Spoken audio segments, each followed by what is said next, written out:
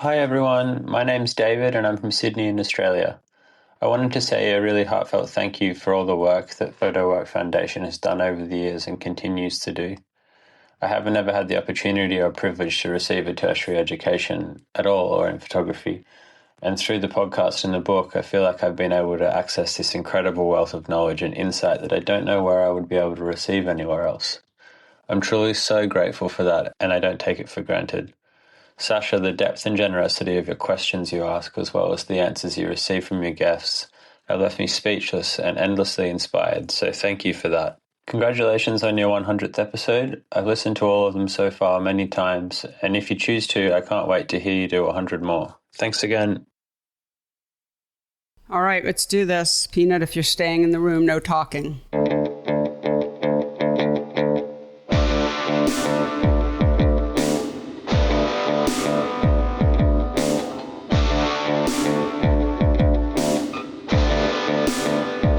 Hello and welcome to the 100th episode of the PhotoWork podcast. The talking 100! Oh my God. Wow, that was really early. That sure was. Wow. He's excited. Okay, I'm Sasha Wolf. That's Michael Chauvin-Dalton, everyone.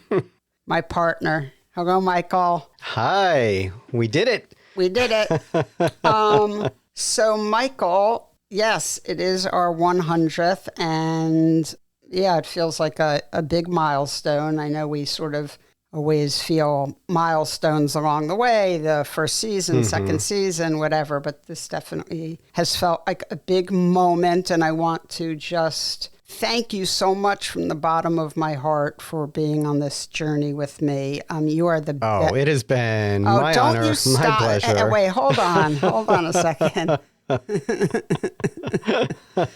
I am going to, in my mushy way, tell you how much you mean to me. So don't you get sassy. Just hold on there. Michael, seriously, I called you a little over 5 years ago and said I have this idea and I need help, and it turned into this partnership that's just been such a fantastic, at times infuriating and frustrating for both of us, but mostly I think to speak for myself, a really incredible experience. I feel like I've just grown so much from it. These conversations I've gotten to have with folks and just being able to share them with people, which has really been so meaningful to me at this point in my life and things that are important to me. Anyway, Michael, thank you so much. Oh, well, I mean, no, you're speaking for the both of us. It's been really incredible. Working with you is really a privilege because I get to meet amazing people. I get to learn from you and how you, not only how you handle business, but just the way you speak with photographers. You're in this really, I think, beautiful world of photography. The people around you, everyone that is involved with the show. It's such an honor, and I'm very appreciative for you inviting me to be part of this. And yeah, 5 years ago, we had no idea No. where this was going to go. No. It was a great experiment. It was. Just to remind folks quickly of the origin of the show, was during very, very early on in COVID in 2020. I was on the phone with the artist Brian Skutmott, who I represent as part of Sasha Wolf Projects, and is also a good friend of mine. And we were just talking, as we do, and we're on the phone for probably an hour and a half, one of my epic conversations with Brian. And I think it was while I was on the phone with him, I feel like Brian was involved somehow in the sort of moment. Every time I talk to Brian, we wind up having a really moving conversation about being an artist and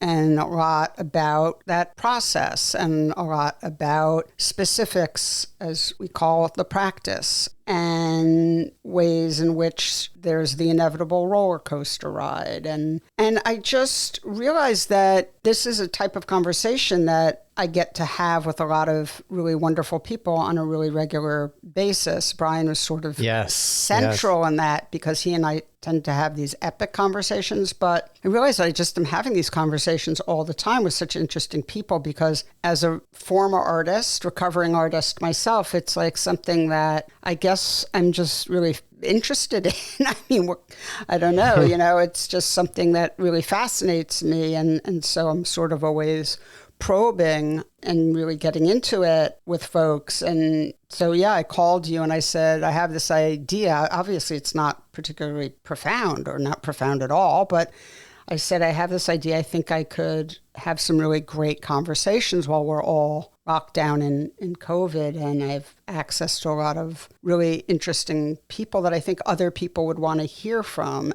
And you were like, let's do it. And you have a lot of experience having your own podcast, a Real Photo Show. You have a lot of experience doing this, and I did not. Just have a lot of experience talking.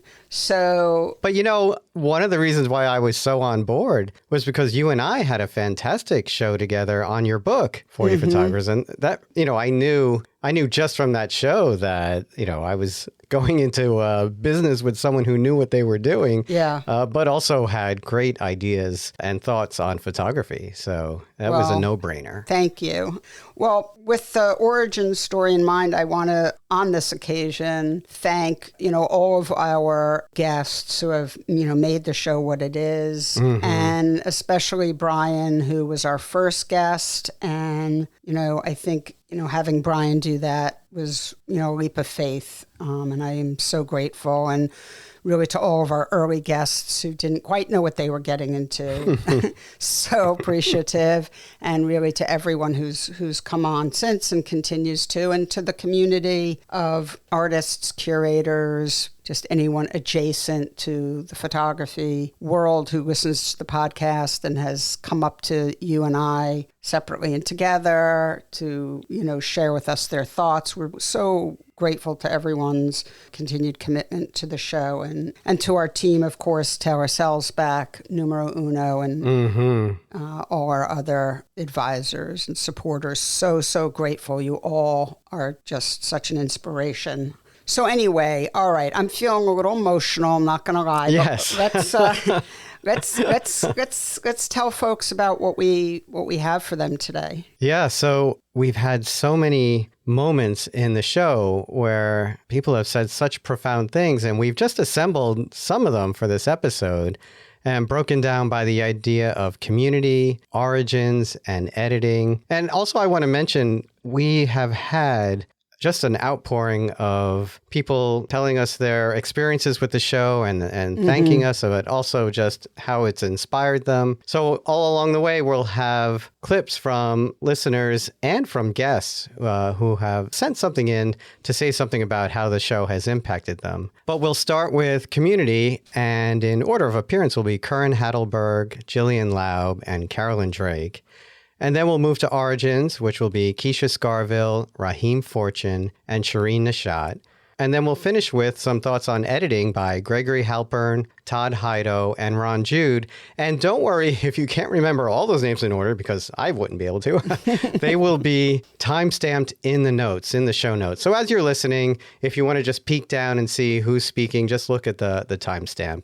But, I just think these are incredible moments in the show. Absolutely. And obviously we could have, we had a million options. It was an embarrassment of riches, but we chose these because not only do we think the themes are really important and important to us and things you and I talk about a lot off mic, but also the way that each guest's interacts with the others around them. We just felt that it provided a lot of food for thought. So our first clip show on the occasion of our 100th episode. And yes, thank you to everyone who sent in a wonderful message. So appreciate that. And Michael, on this 100th, if you don't mind, please take it away. My pleasure. And here we go. Hello, Michael and Sasha, and greetings from Minnesota. I adore PhotoWork podcasts and listen to every episode while driving to shoots and chasing my photography projects. The warmth and humanity you bring to each conversation make hard creative work feel possible. Your show has quietly changed how I approach my practice, and I find I'm more mindful, more patient, and more connected.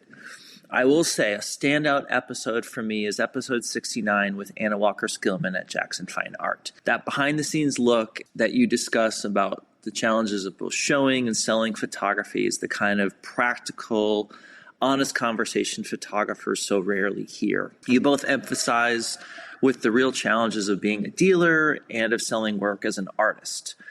As you said, quote, photographers now are really depending more on each other and the support of each other more than galleries, end quote. Thank you for 100 episodes of generosity and insight. I can't wait for the next 100.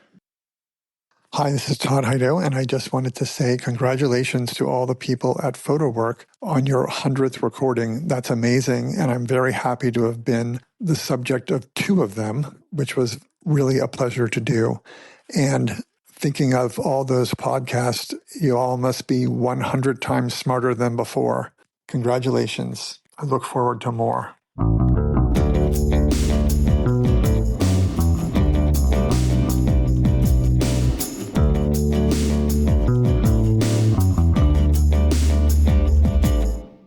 My memory isn't good enough to quote you back, but you said something about a person who then gets you access. Sure.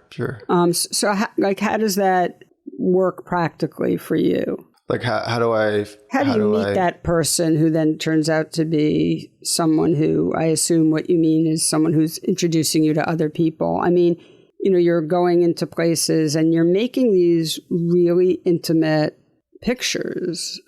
So, I mean, I know you to be an incredibly warm and gentle soul. I hate having my picture taken. I'd probably say yes to you. But how do you develop those relationships? Well, it's all based on a kind of mutual curiosity.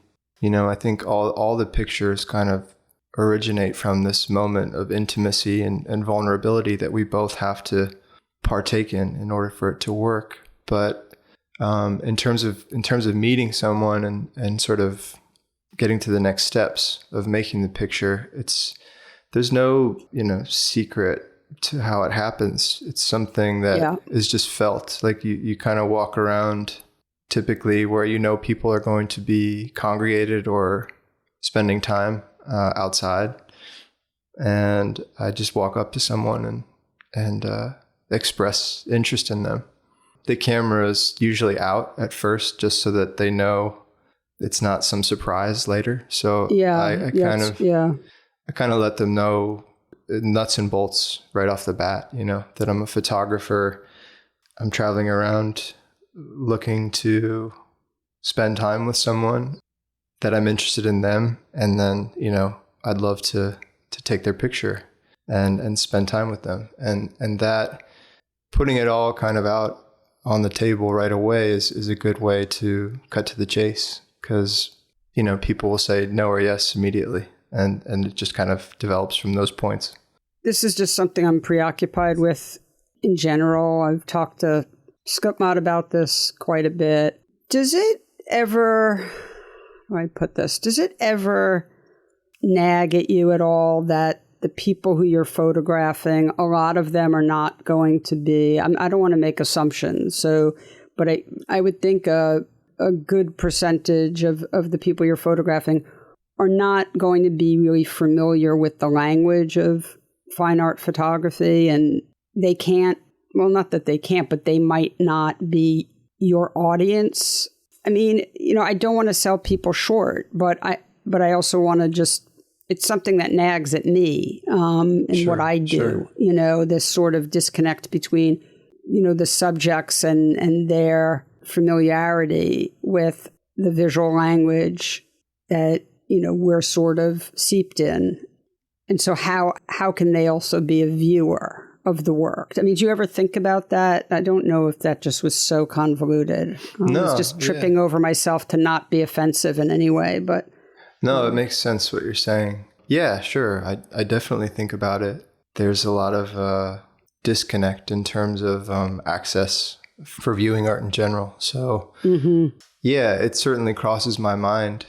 All I can say about that is that when I'm photographing someone, there has to be this kind of notion of a mutual relationship. And I have to communicate those talking points about, I'm a photographer, so I show in galleries, I make photography books. So there's a chance that you might be participating in that. Is that something how do you feel about that? And so those kind of questions are discussed.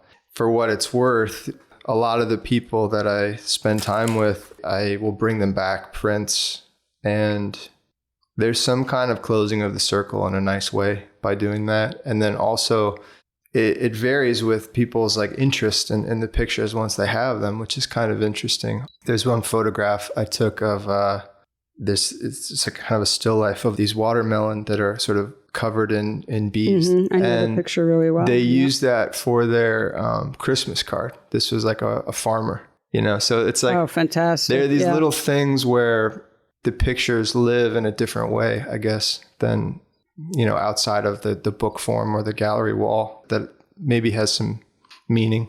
It's a good question, though. That doesn't mean that they'll ever be, as an example, in New York seeing the show. You know what I mean? So there is complication there. That's for sure.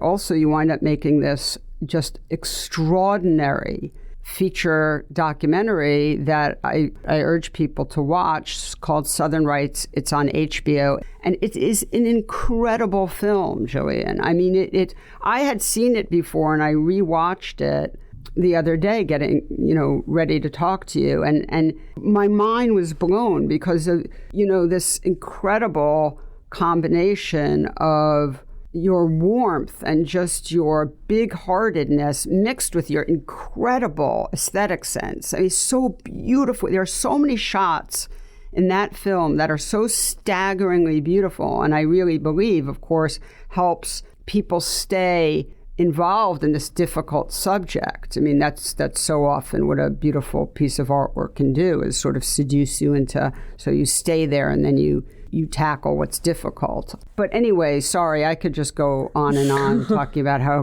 great you are. But can you talk about what that was like? How do you do that? How do you go into a community where you don't know anyone and where you are such an outsider? And I know you had some trouble there and people threatening you and whatnot. So yeah. Okay. So it was a long, I never feel like anything is finished. My relationships with the community and people still continue. So it's hard to talk about it in the past tense because I feel like I'm still involved. Yeah, well, don't. Yeah.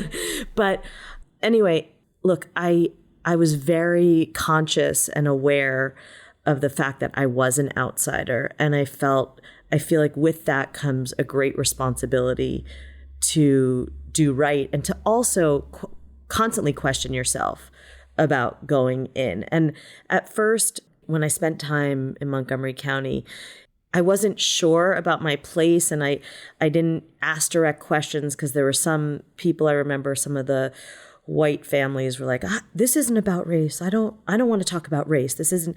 And I kind of, backed off because that was just jarring to me because it was so obviously about race. Mm-hmm. And I think that it really takes time to get to know with any relationship. It really takes time. And I'm never in a rush. I don't believe in helicoptering in. It's really, time to me is everything. Seeing things evolve, how things, unfold, and I'm patient. I had this bad accident I was doing a police ride-along in this town, and this assistant and I got in a car accident with a policeman who was chasing a man down from Memphis who was trying to escape. And it was just this point where I was like, this is not what I'm looking for. Mm-hmm. And no. And also around the same time, this woman who is a textile artist in this town, I had decided to kind of collaborate with her and have her help me embroider these rugs that I was going to put in my exhibition at SF MoMA. So I decided to put down the camera and just sit with her and work on these embroidered rugs for a couple of weeks. And she had all these friends who were into making quilts and sewing. And so they all came too. And we would kind of take turns being together. I mean, sometimes I was alone, sometimes I was with Coulter, sometimes there would be 5 of us sitting there kind of around this quilting structure, just talking and like using the needle and thread. And it just was a moment of connection that I felt. And it was really, what I really reflect on is that I put down the camera for a while and allowed something to come without having the camera with me. Mm-hmm. But it was kind of, I ended up drawing from their lives and their environments and finding, because I became really interested in like sewing and textiles at that point. And so I was interested in these materials from their lives. And I started working with those materials and borrowing those materials and borrowing the spaces that they lived in or that they were interested in. So that was the source, I guess, of the visuals. Mm-hmm. Like the objects from their lives and their bodies and their children and their environments. Hi, my name is Evgenia Parfenova. I live in St. Petersburg, Russia. Thank you guys for the podcast. PhotoWork has been such a great source of inspiration for me as a photographer. I listen to it a lot while I'm working on my projects, and it makes me feel connected to the wider photography world, even from so far away. The episode that stayed with me is the one with Raymond Mix. I loved how he talked about finding one place and just staying there, digging deeper and deeper, and letting that space become a reflection of what he was feeling inside. This idea that we always project something of ourselves onto the world we photograph really helped me think about my own long-term photography project, what it is actually about for me. Thank you guys again, and I'm looking forward for future episodes. You do an amazing job. Thank you. Hey, Sasha and Michael, it's Greg Harris, photography curator at the High Museum in Atlanta. Wishing you a happy 100th episode. Congratulations. It's such a great achievement. I've been listening to the podcast since the very first episode, way back in the day. I love what you guys do. I always get so much insight into how artists think, how they work, how projects come together. As a curator, it's such a valuable resource. I've also had the honor of being on the podcast twice.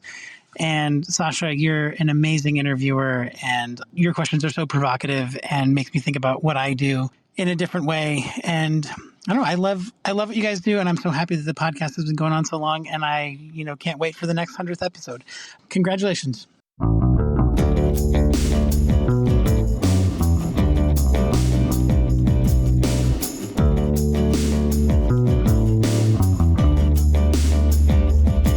So I was born and raised in Flatbush, Brooklyn, New York. My parents immigrated to the United States from Guyana, South America in the late 60s. And growing up, one of my first introductions or understanding or kind of like awareness of photography and the camera specifically was through my father. My dad was a consummate image maker. He was constantly photographing our family, himself, things that were going on. And, since I was a young child, I would take trips back. My parents would often take trips back to Guyana. And, my dad was highly invested in making sure that all of those events, all of that was being documented and photographed. So that was my first introduction into photography. But I don't think I was aware of photographic communication as like a career or an occupation. It was that which documented, it was that which was part of the experience of being and making sure that these moments are being captured. And I think once I got to high school, growing up, I loved reading, I loved writing. And so I decided early on that I wanted to be a journalist. I wanted to travel the world. I wanted to write about what was happening in the world. And at the time, and this is still true, you can choose high schools, vocational high schools, where half your day would be spent, learning math, science, and then half the day would be spent focusing on a particular vocation. And so I went to a high school called Graphic Communication Arts in Manhattan, West 49th Street. And part of my time there was, I was told that I had to take a photography class. And I had to take it in order to graduate. And I didn't want to take it. I remember asking, I'm like, can I just write a paper on photography and get my credit that way? But no, I had to take the class. And I had probably, one of the most impactful, amazing teachers. Her name's Jan Jurasak, who had this infectious enthusiasm and passion for photography. And that's amazing. She introduced us to Nan Golden. We would spend classes just studying Nan Golden's images or studying a W. Eugene Smith image. And really talk about how we saw the world and what it was about our surroundings that we wanted to capture and express through it. She never let us off the hook. She always kind of forced us, or I wouldn't say forced, but kind of probed us to kind of think deeper and really see. And I remember the first roll of the first camera, first roll, first image that I developed in the darkroom. It was my first day in there, and I just remember watching the image come into being in the developer, and I was just completely, utterly flabbergasted. Yeah, the magic. Yeah. I fell in love right in that moment. I knew that I wanted to have moments like that for the rest of my life. And I remember I took the class. I remember taking the class over and over again. And then, the school told me that you can't keep taking this class. But she was so incredible that she would let me come in before school started. I would come in before school started and use the dark room. During lunch, I would be in the dark room. After school, I would be photographing my friends. It was just, it was just everything for me. Mm-hmm. Yeah. And so I ended up attending Rochester Institute of Technology and continuing my path in photography there, which was, was a very different experience, being in the department, being in Rochester. Yeah, of course. And being amongst individuals, all who were, kind of in that same space of, we all, arrived there through a love of photography.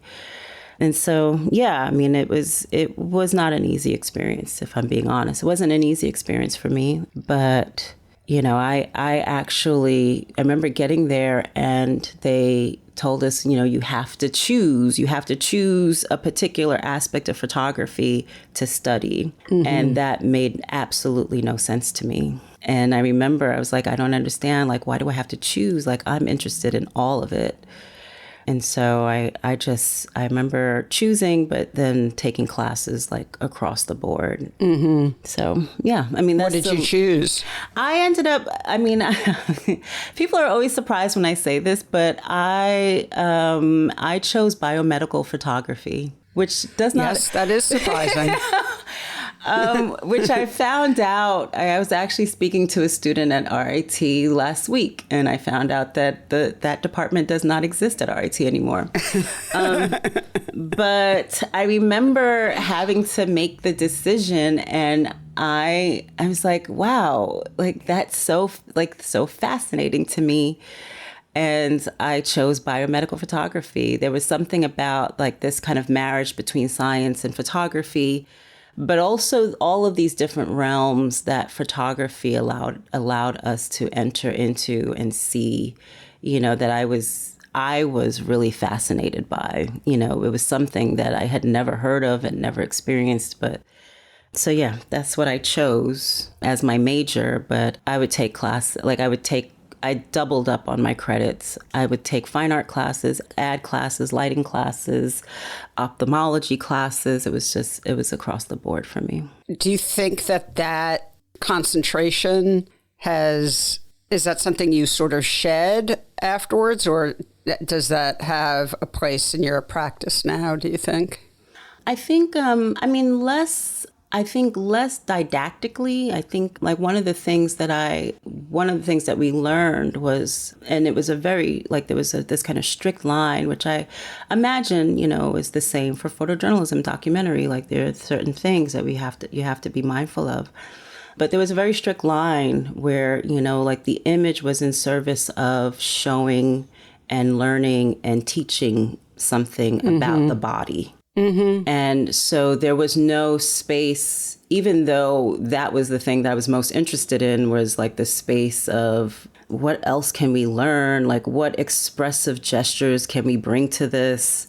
Like what is this kind of like this abstraction of the body teaching us? But we, you know, like it had to be very specific. Everything had to be in service of the didactic, which I don't necessarily think of right now in terms of how I approach photography. But this other thing of, you know, it's that idea of like, how can we see more deeply into ourselves or into our experiences, which was something that I was often thinking about and I think still think about.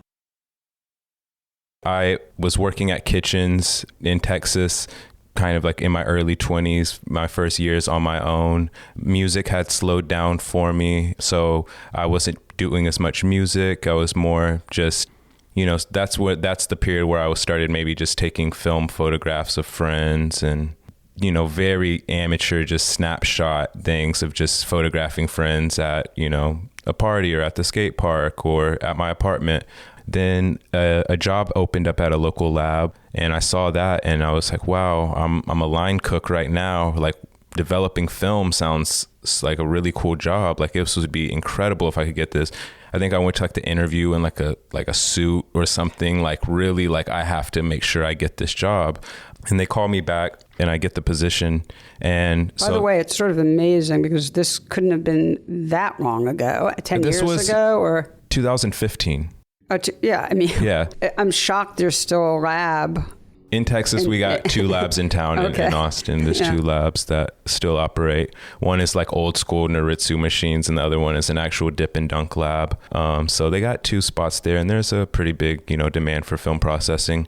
So I would go there and start learning about scanning film. But one of the local Austin residents, Eli Reed, would come in and was good friends with the owner of the camera store, because this is kind of like the store I worked at is kind of like Texas version of B&H. They're one of the major camera stores. Like people like Dan Winters would come in and people who were shooting in Austin at the time. So Eli Reed came in and needed to make some prints, and I ended up just kind of working with him, helping him out because a lot of other people didn't have the patience for him. And I was really fascinated with the fact that he was there being this kind of legendary magnum photographer to just kind of be in this local lab making some color prints. I thought it was super cool. And so we started maybe hanging out for like a week, and I helped him get some prints for a grant proposal. You know, it was, to me at the time, I was like, oh my gosh, I'm being mentored by Eli Reed, but I'd probably have to remind him who I was, you know. It was very impactful on me to just hear him talk about it and become more aware of photojournalism and fine art photography, documentary photography, really starting to understand it as a language, as something that had its own, like, you know, substantial history to it. And that was really my introduction to, I guess, the like documentary vision, was through Eli Reed, meeting him. So, you know, then I had someone tell me that the best photos that I was making were some of the photographs I was just making of my friends in a way that felt, I guess, honest or intimate. You know, some of just like, you know, the other like young men that I was around, someone, gave me a criticism that was some of the better images that they were seeing of everything that I was shooting. So I kind of started to focus in on that and taking early attempts at street portraiture in Austin. And so that's really where I started to form my voice as a photographer, was that. And then also learning, darkroom was big for me, because I was from the beginning fascinated with just the act of processing film, the kind of reward of it, of pulling the negatives out, and then in the morning they'll be ready to scan, and then after that you go shoot and you repeat. And that was really fun to me, and that was a big part of why I instantly gravitated towards making black and white photographs.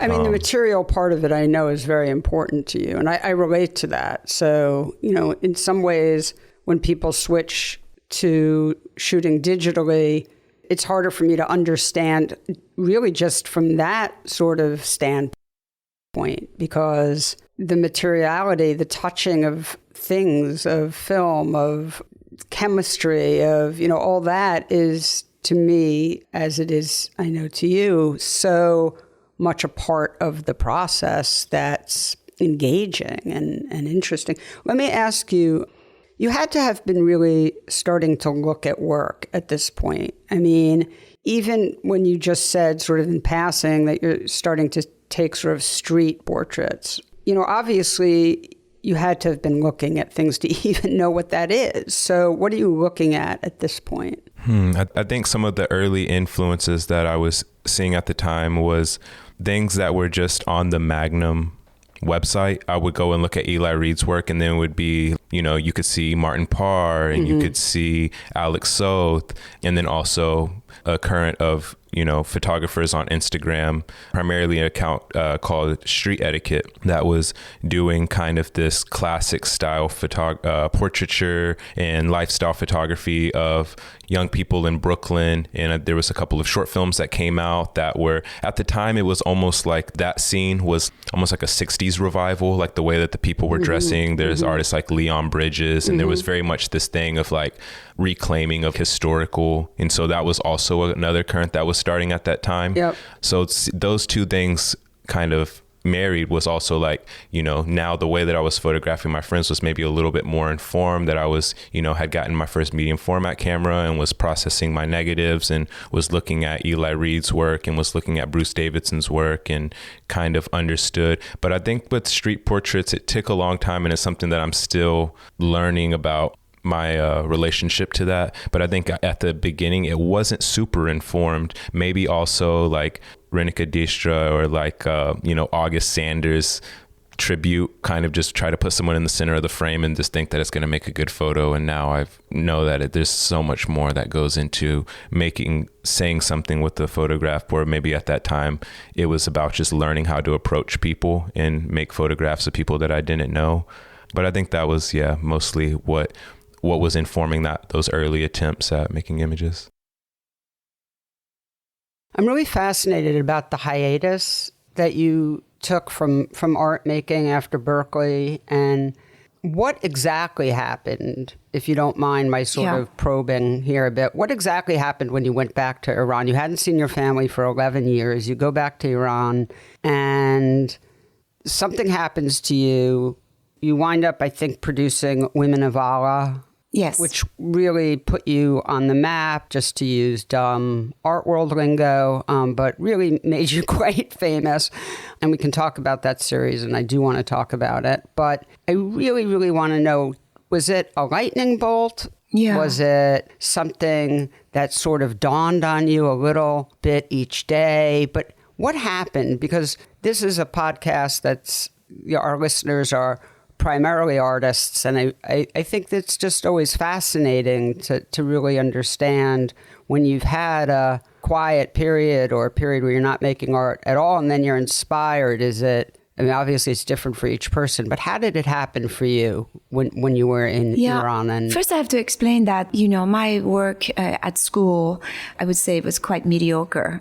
And I'm the first one to admit it, and I'm lucky I destroyed every evidence of it. But there was this thing that didn't fit my character very well, which was the whole education's emphasis on working hard at school to finding your own signature work, and then the rest of your life you continue to elaborate on that style or whatever is you're doing, and you just get better at it, and then you follow a career and all that.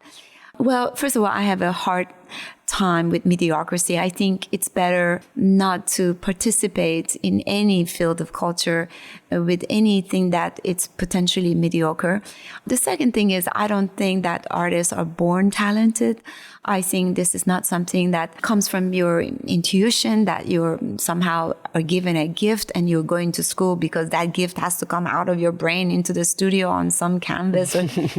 I really feel that art is something that you seek and it grows in you by living a life that is full of adventure, experiences, knowledge, putting yourself on that edge and sometimes pain. And so, as a young 18, 19, 20-year-old kids that we go to school, in principle, I have something wrong about how many of us are that genius that we can just be born with that talent. It happens. But so for me, that distance, and first of all, my understanding that my work was mediocre was a great, great understanding and realization. And I'm so glad that I came to that.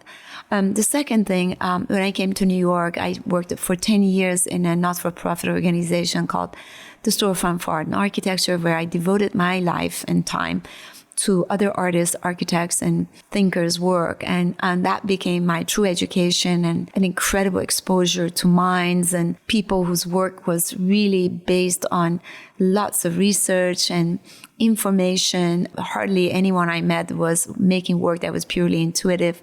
And, it was a really enriching experience of this exposure for me. So by the time I went back to Iran, by then I was 30, I believe. I had achieved a certain level of maturity, certain methodology, certain grasp of artistic value, things that I cared for, the directions of art making that I really appreciated. But I was lacking the subject matter or something that I was passionate about. Once I arrived in Iran, it's not, again, I want to insist and I encourage all the artists not to ever make art for career.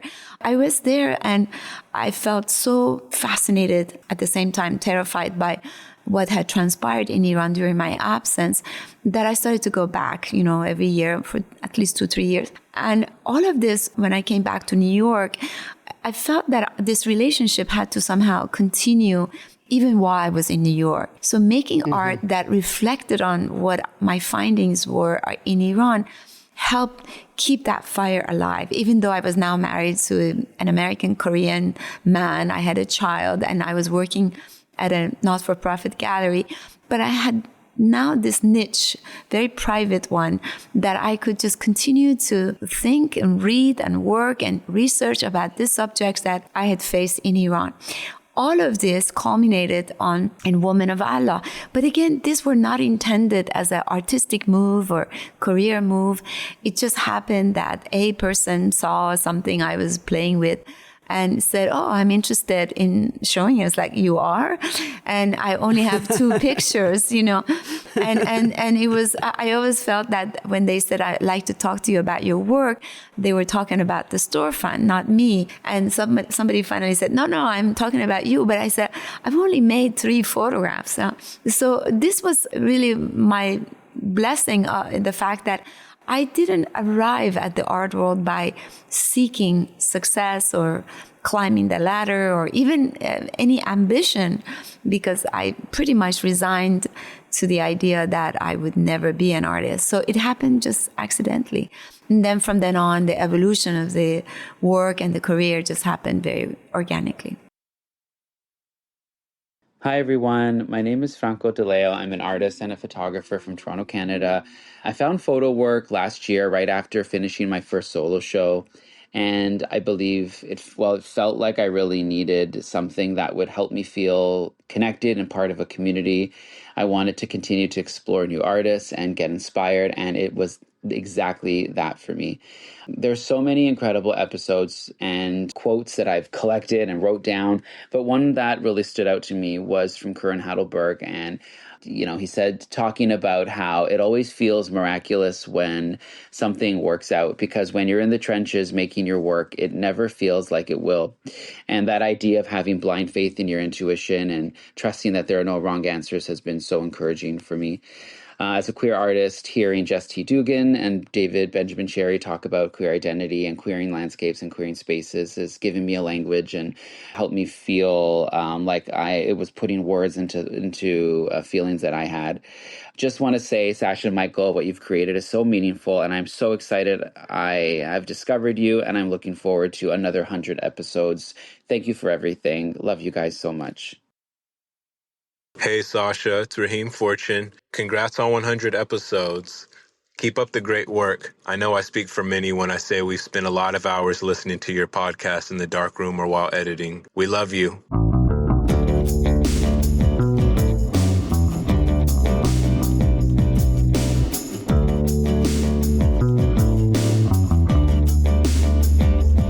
Ideally, like my favorite way to edit is to make the picture and then like not look at it for many years, because then I can see it more clearly, and I'm separated from that experience of taking the picture. I can see it for what it is now as a picture. Let me just jump in for a second. And also, you really don't want the editing process in the shooting process. I know that about most artists, but I know that is a particular stance of yours that's very important to you in the way you make work. And I think that's quite prudent. The maker and the editor are two parts of your brain and shouldn't be trying to work simultaneously. Yeah. So I can imagine that if you think there's still work to be made, you also are concerned about bringing your editor self in too early. And I'm sure that it must be really difficult to figure out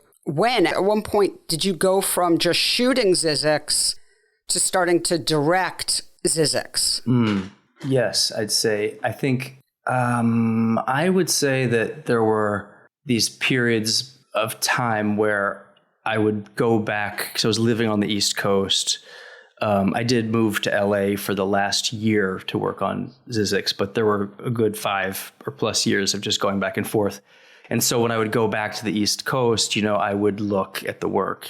And that does inform how you go shoot the next time, which can be helpful. I guess in a way it could close down your vision or lead to directing is an interesting word. Yeah. But for me, it's helpful because I love to wander and I love to just go out and be surprised by the world. But I need, as the project goes on, I need to have a little bit more. I need to start closing off some doors. Putting parameters. So those months of being on the East Coast and looking helped me figure out, okay, certain things, certain subjects or places or color palettes or whatnot weren't probably going to work, and then and so slowly the feeling becomes a bit more clear over time. Does that answer the question? Yeah, of course. And I mean, what it sounds like is that there's a period of just making, and then there's a period of starting to think about putting up parameters so that you do have a clear color palette. The way you're working with light is consistent. And you want a certain amount of portraits. You want a certain amount of portraits of objects. You want a certain amount of landscapes. And you have to then start filling that out. But I'm sure it's a real balancing act with, when do you invite the editor in a very sort of forceful way, when, trying to keep the editor from being too bossy and still leave room for experimentation and playfulness and surprise. And then at a certain point, having to have the editor completely take over. I mean, I'm sure it's funny because when you think about the process, it's almost like there's two people. But of course, it's you. It's just one person. And having to sort of divide yourself into two different people and, who's in charge when. And that negotiation I think is something that is so incredibly important in the artistic process, but can take quite a long time to figure out that negotiation. Yeah, it's funny. I really get distracted by when I'm shooting digitally, for example, when I can see the pictures while I'm shooting. And it sounds silly. And I've tried to force myself, to work that way because it would be so much more practical. But I do feel like when I'm trying to be really present photographing, I just need to be looking and reacting and not overthinking. If I overthink, I can get in the way. Yeah, there's these 10 rules for students and teachers that John Cage kind of made famous. And one of them, rule 8, was do not try to create and analyze at the same time. They are different processes. And, I remember reading that and thinking, okay, thank you. It made me feel like justified in being like, in separating them in my mind. But, I also do rely on other people. That's really helpful for me. My wife, Andrea Parlato, who's a photographer, of course, is crucial to looking at my work and being real. She knows me and the work better than anybody. And so she's brutally honest. And that's really helpful. Jason Fulford, the photographer, publisher, was crucial to me, like in my early years, like making and then figuring out early on, like what Zizix would be, super helpful to me, looking at the work and putting it together. So having those trusted. Yeah, totally. Sure. I mean, I wish I could be the kind of artist that's like, alone in their room and it's like this genius thing comes out, but I need to kind of talk to people and see it through their eyes. And then, I think that's incredibly important. How can you, first of all, we know that the idea of the sort of lone genius it's been debunked because it's impossible to know how someone else is going to react to something. And, we're trying to communicate, for God's sake. So yeah. Exactly. Especially because I don't have text. I need to see like how is this picture landing? How does it feel to you? And then to use that information because I do want to communicate. It's not just like I need to make this picture and put it out in the world for me. Like I want it to like resonate and make someone feel something, close to what I felt. So yeah, I do need like people to look along the way to tell me if it's doing what I think it's doing.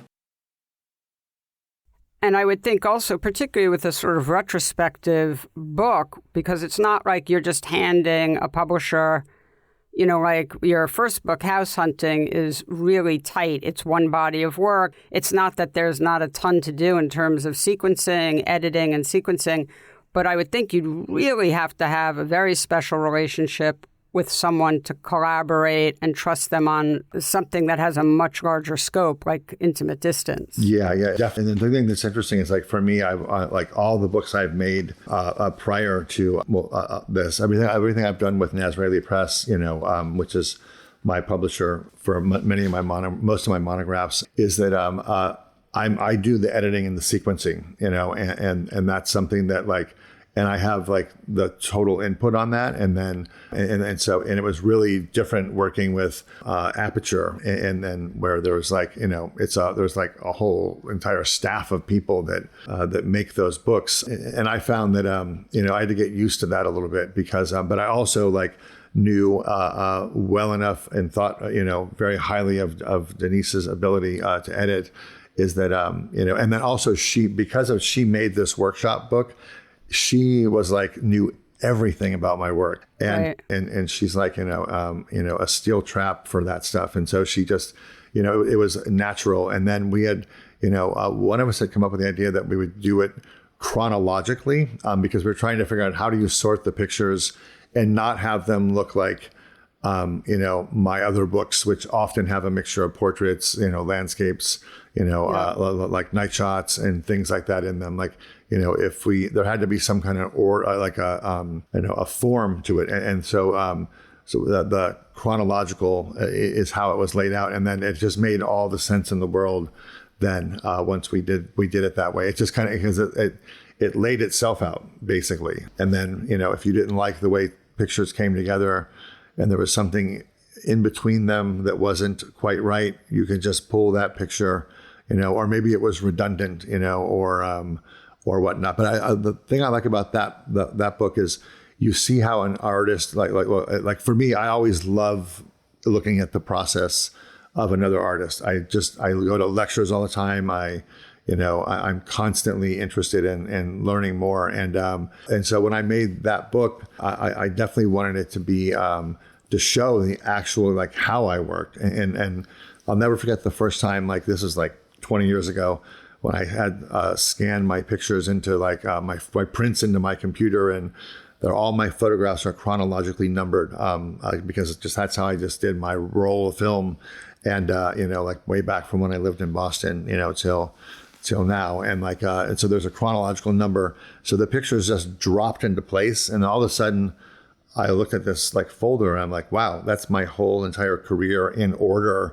And it was such a trip. I mean, now it's like, the pictures do that. I mean, they sort themselves, but the first time that was done, I was like, that is fascinating to see how you think, and what you hover on for a while, and then, or also how sporadic you are as an artist. And, and then you have times that you're completely focused on something. And then there's times where you're sort of searching, or trying out new things. And it's just kind of, sorting your pictures in a chronological way, for anybody, is a fascinating thing to do, because it's like, it's kind of the inside of your mind in a way, and you don't often get to look at those things in chronological order. Even though, all along I was just sort of, I was making pictures, I was a photographer, but I always thought of the medium a little more broadly than that. And I had these sort of philosophical ideas about how photography worked all along. And then when I started looking at these images from the local newspaper in McCall, Idaho, it was called the Star News, I saw something in those photographs that I thought could sort of turn up the volume a bit on my own thinking about my own work. And it had to do with these sort of, hanging narratives that I saw present in these photographs. And the photographs were of a very particular sort. They were images that were generated for mass distribution, at least as mass as a small town newspaper can be. But they were generated typically not by professional photographers, but by writers who just took a camera out to make pictures while they did the story, or even people, from the town who just sent images in, who were sort of reporting on their daily lives, or, events that they were involved in or whatever. And so there was a kind of vernacular tone to the images, while at the same time they sort of existed in this kind of professional format. So they didn't particularly do a great job. I wouldn't call them, photojournalism by any stretch. And yet that's the context in which they, existed. And that just kind of fascinated me. And the more every week I would get this newspaper in the mail, and I kind of kept track of the images that struck me as seeming to have this sort of weird, stunted narrative to them that I felt really kind of existed in every image.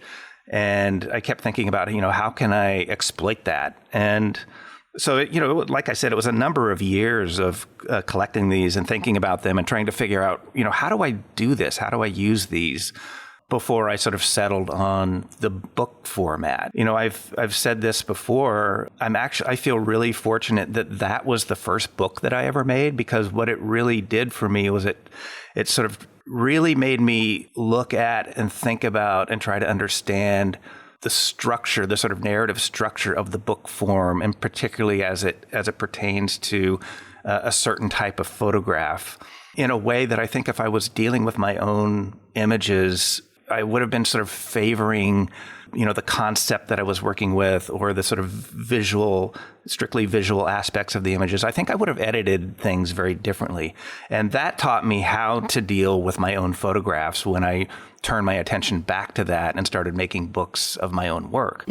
So that was, that was my interest in dealing with that material. That book is sort of the headline, in a way, is the way in which, when things are taken out of context, they develop, entirely new meanings. Wouldn't you say? Or oh, absolutely, yeah. And to a large degree, context is what delivers meaning. in an image. And, there's a kind of an alchemy that exists between images that get mixed together that forms new narratives. I think our tendency, our impulse when we're looking at photographs is to, it's a narrative tendency. And I think ultimately photographs don't do a particularly good job at fulfilling our expectations of narrative. And so what we end up doing is, we embellish images with our own backstory, our own narratives, our own history, our own sort of cultural baggage. And I think if you can sort of take that as a device to use to sort of exploit those expectations, photography can be a really sort of interesting thing to play around with, not just as, image making. I mean, it seems as though you've been doing that for a while, that you've done what you just described in many books, not so much in your last book. Right. But certainly in a good deal of the books that you've made over the past 20 years. I mean, it sounds like this is coming from the philosophy major in you in a lot of ways. Yeah, I think that's right. What is it that's so compelling about that idea? Because of course, that's what we do with a photograph. Of course, we embellish, we bring our own life to it. And, human beings are story-centric. That's why we're so susceptible to the story. This always cracks me up when I'm starting to watch a television show or a movie, and the first person who we're introduced to, it's almost impossible to shake that person from being your protagonist, even if the film or television show doesn't ultimately want them to be the protagonist, just the fact that we saw them first. Yeah, we sort of understand and recognize patterns, and that's part of our sort of... And we're desperate, right, we're desperate to create narrative. It's like it's hardwired into us. I think it's a matter of bringing some sort of order to the chaos of lived experience. It's terrifying to be alive, and I think that's why we have this impulse, is to give structure, to make it seem like there's some sort of purpose or thread through everything. I think that's what the idea of story is all about. And I think that's what's fascinating about it to me. PhotoWork with Sasha Wolf is a production of the PhotoWork Foundation. Executive producer is Sasha Wolf, and the associate producer is Taylor Selsback. The show is also produced and edited by me, Michael Chauvin-Dalton of Real Photo Show. Music is by J. Walter Hawks. If you like the show and wish to find out more about the Foundation, please visit photowork.foundation and be sure to subscribe and review with all the stars on your listening platform.